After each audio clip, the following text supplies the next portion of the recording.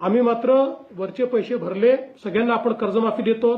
ही कर्जमाफी पुढे जात असताना ज्या ज्या अडचणी येतील, ही कर्जमाफी जशी पुढे जाईल, आम्ही मात्र वरचे पैसे भरले तर 2 लाख रुपये त्याच्या खात्यामध्ये भरतो आणि तेही बाकी सगळे शेतकरी, मी एक्झॅक्ट आकडेवारी सभागृहात देईल, पण बहुतांश शेतकरी हे 2 लाखाच्या आतले शेतकरी आहेत आणि त्यांना सगळ्यांना आपण कर्जमाफी देतो।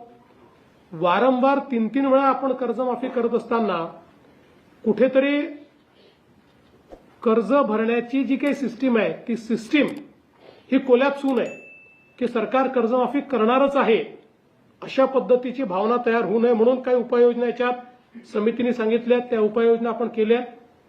पण ही कर्जमाफी जशी पुढे जाईल तसं एक याच्यात उपसमिती केली आहे, मी आणि दोन्ही उपमुख्यमंत्री आणि काही मंत्री त्या उपसमितीत आहेत। आम्हाला सगळे अधिकार या उपसमितीला मिळालेले आहेत। या उपसमितीच्या माध्यमातून ही कर्जमाफी पुढे जात असताना ज्या ज्या अडचणी येतील किंवा जिथे कुठे असं वाटतंय की शेतकऱ्यावर अन्याय होतोय किंवा काही बदल करण्याची आवश्यकता आहे, ते सगळे अधिकार आम्हाला दिलेले आहेत। त्यानुसार त्यावेळी योग्य निर्णय हे आम्ही निश्चितपणे त्या ठिकाणी घेऊ। तुमचे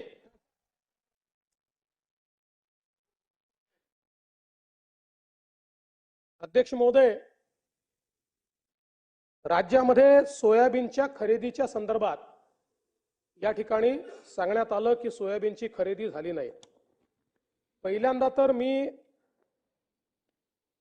या ठिकाणी आपल्या लक्षात आणून देतो की एकूण सोयाबीनचा जो हमीभाव आहे तो 4,892 रुपये इतका घोषित करण्यात आला होता, जो मागील वर्षीपेक्षा 292 रुपये इतका जास्त होता। महाराष्ट्रामध्ये लागवडीखालील क्षेत्र हे 50 लाख हेक्टर होतं आणि या संदर्भात एकूण जी काही खरेदी आपण सुरू केली, नाफेडद्वारे 403, NCCF द्वारे 159, अशा 562 केंद्रावर आपण ही खरेदी जी आहे ती सुरू केली। आणि केवळ महाराष्ट्र राज्य असं आहे की ज्या राज्यातल्या खरेदीला केंद्र सरकारने 2 वेळा एक्सटेन्शन दिलं, अजूनही आपण तिसरं मागितलेलं आहे, पण 2 वेळा एक्सटेन्शन दिलं आणि जवळपास आपण या ठिकाणी 11,21,385 मेट्रिक टन एवढी सोयाबीनची खरेदी केलेली आहे। ही खरेदी जी आहे ही अतिशय विक्रमी अशा प्रकारची खरेदी आहे। मग याच हंगामात इतर राज्यांच्या तुलनेत आपली खरेदी कशी आहे तर आपण बघा, जी सोयाबीनचं सगळ्यात जास्त उत्पादन करणारं राज्य मध्य प्रदेश आहे। मध्य प्रदेशमध्ये झालेली खरेदी ही 6,22,000 मेट्रिक टन आहे। कर्नाटकमध्ये फक्त 18,000 मेट्रिक टन आहे। तेलंगणामध्ये 83,000 मेट्रिक टन आहे। राजस्थानमध्ये 98,000 मेट्रिक टन आहे आणि गुजरातमध्ये 54,000 मेट्रिक टन आहे। आपली 11,21,386 मेट्रिक टन आहे। म्हणजे हे जे सगळी राज्य आहेत सोयाबीन उत्पादक, या सगळ्या राज्यांची एकत्रित खरेदी जर आपण हातामध्ये घेतली तर त्याही पेक्षा 2,44,335 मेट्रिक टन, म्हणजे यांच्या सगळ्यांच्या एकत्रित खरेदीपेक्षाही 128% जास्त खरेदी ही आपल्या महाराष्ट्र राज्याने या ठिकाणी केलेली आहे। आणि मला या ठिकाणी सांगितलं पाहिजे की आजपर्यंतचा खरेदीचा रेकॉर्ड हा आपण मोडलेला आहे। यापूर्वी सगळ्यात जास्त खरेदी आपण 16-17 साली केली होती, तो रेकॉर्ड आपण मोडलेला आहे आणि मोठ्या प्रमाणात ही खरेदी जी आहे ही या ठिकाणी आपण केलेली आहे। अर्थात हे देखील खरं आहे की काही लोकांची खरेदी राहिली आहे, त्या संदर्भात आम्ही केंद्र सरकारला विनंती केली आहे। पण खरं सांगायचं झालं तर यावेळेस अवस्था अशी झाली की ही खरेदी संपल्यानंतर तूर खरेदी सुरू करायची होती, एकही गोडाऊन बाकी नव्हतं।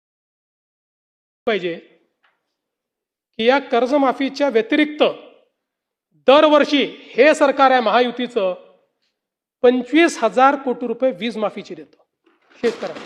25,000 कोटी रुपये दरवर्षी हे पैसे भरावे लागतात, हे माफ नाही होत, हे भरावे लागतात दरवर्षी।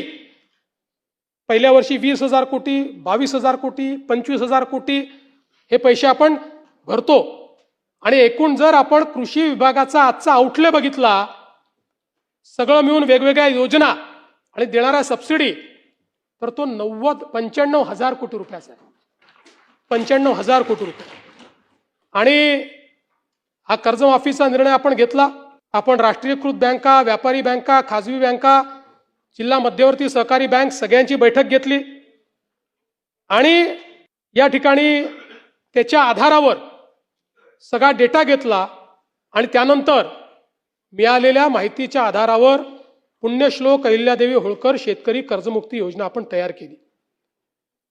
आता असं देखील म्हणण्यात आलं की 12-13 हजार कोटीचाच लाभ मिळेल आणि 36 लाख शेतकऱ्यांवर अन्याय होईल. हे विधान पूर्णपणे चुकीचं आहे. हे योग्य नाही आहे. खरं तर 56 लाख शेतकऱ्यांना 36,585 कोटीचा लाभ देणारी ऐतिहासिक अशा प्रकारची योजना आहे. आता मी आपल्या लक्षात आणून देतो, आपल्या काळामध्ये महात्मा ज्योतिराव फुले शेतकरी कर्जमुक्ती योजना तयार झाली होती. यामध्ये केवळ अल्पमुदत पीक कर्ज आणि पुनर्गठित कर्जासाठी 2 लाख रुपयापर्यंत ही योजना तयार केली होती. मात्र पुण्यश्लोक अहिल्यादेवी होळकर मध्ये आपण 2 लाखापेक्षा जास्तही ज्यांची थकबाकी आहे त्यांनाही 2 लाखापर्यंत देतोय. आपल्या योजनेत 2 लाखावर 1 रुपया जरी वर असेल तरी त्याला कर्जमाफी मिळालेली नाही. इथे 2 लाखाच्या वर असेल तरी त्याला आपण ती कर्जमाफी देणार आहोत.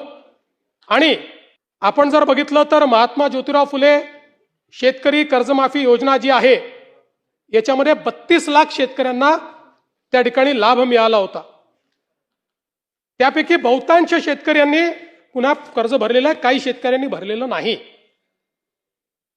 आणि म्हणून आपण ज्यावेळेस कर्जमाफीच्या संदर्भात निर्णय करायला घेतला त्यावेळी आपण एक प्रवीण परदेशींची कमिटी तयार केली होती. आणि या कमिटीला आपण काही लॉंग टर्म, काही शॉर्ट टर्म अशा पद्धतीनं काही सूचना द्यायला सांगितल्या होत्या. त्यामध्ये सूचना देत असताना काही लॉंग टर्मच्या दिल्या, काही शॉर्ट टर्मच्या दिल्या. पण एक गोष्ट प्रकर्षाने त्यांनी मांडली. खरं म्हणजे बोलताना रोहितजींच्या ते लक्षात आलं नाही. ते असं म्हणाले की नैतिकतेवर शेतकऱ्यांच्या प्रश्न दिनोट. नैतिकतेवर नाही, त्यांनी त्या ठिकाणी जे मांडलं आहे, महाराष्ट्र एकमेव राज्य आहे की ज्या राज्यामध्ये 17 मध्ये कर्जमाफी, 20 मध्ये कर्जमाफी, 26 मध्ये कर्जमाफी, असं कुठेच झालं नाही. त्यांनी चिंताही मांडलेली आहे की बँकिंग सिस्टीमचं काय होईल. बँकेमध्ये कर्ज परत करण्याची जर म्हणजे असं एक शेतकरी प्रामाणिकच आहे, पण जर माहिती आहे की दरवर्षी सरकार करणारच आहे तर मग वाट पाहतो माणूस, कशाला भरायचं बाबा कर्ज, खरंच करतायत का हे. आणि म्हणून त्यांनी इन्स्टन्सेस मांडले आहेत की कशा पद्धतीनं बँकांची परिस्थिती खराब होते. आणि म्हणून त्यांनी हे सांगितलं की काहीतरी डिस्टन्स ठेवा. ज्या लोकांनी कर्जमाफी मिळवली आत्ता नुकतीच किंवा मागच्या कर्जमाफी योजनेत, त्या लोकांना जर पुन्हा कर्जमाफी त्यातले जर काही झाले असतील तर त्या ठिकाणी तुम्ही एक विविक्षित रक्कम त्याकरता भरा. पहिल्यांदा तर त्यांनी सांगितलं की तुम्ही त्यांना घेऊच नका, नाहीतर बँकिंग सिस्टीम कोलॅप्स होईल. पण मग त्यांनी सांगितलं की विविक्षित रक्कम भरा, काही रक्कम त्यांना भरू द्या, म्हणजे मग या ठिकाणी बँकिंग सिस्टीम चालेल. आता मुश्रीफ साहेब या ठिकाणी आहेत. मुश्रीफ साहेब आमच्या मंत्रिमंडळाच्या बैठकीत रोज सांगायचे की लवकर तारीख घोषित करा, कोणी कर्जच भरत नाही. आमच्या कोल्हापूर बँकेमध्ये रेग्युलर कर्ज भरणारे लोक होते पण कोणी कर्जच भरत नाहीये. तारीख घोषित झाली, बरोबर भरले सगळ्यांनी, नंतरच्या लोकांनी कर्ज, आणि पुन्हा त्या बँकेची परिस्थिती. आज तुम्ही बघा नागपूरची आमची बँक 90% नागपूरची बँक मागच्या घोटाळ्यात बुडली. आज शेतकऱ्यांच्या तुलनेत सगळ्यात कमी जर कर्ज कुठे मिळत असेल तर ते नागपुरात मिळतं, कारण बँक नाहीये. जिथे जिथे बँका बुडल्या त्या ठिकाणी ही परिस्थिती तयार झाली. आणि म्हणून आपल्याला शेतकऱ्याला तर